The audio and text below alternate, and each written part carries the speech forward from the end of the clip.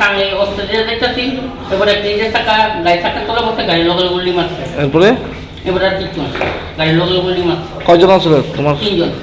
কই যেতে আসছিল তুমি? হ্যাঁ, কই রেশম গান দেখতেছিলাম। কোনখান থেকে? হ্যাঁ, কোনখান থেকে? কাশীপুরতে রেশম গান দেখতেছি বন্ধু ভাই। এরপরে আহত কয়জন হয়েছে? হ্যাঁ, আহত কয়জন? একজন। কি নাম? নয়ন দাস। বয়স কত? 17। বাড়ি কোনখানে? গানতলা, ওই নয়নামুড়া। কোন জায়গাতে হয়েছে অ্যাক্সিডেন্টটা? কাশীপুর হিন্দুরা শোরুমের সামনে। প্রথম হসপিটালে কে আনছে?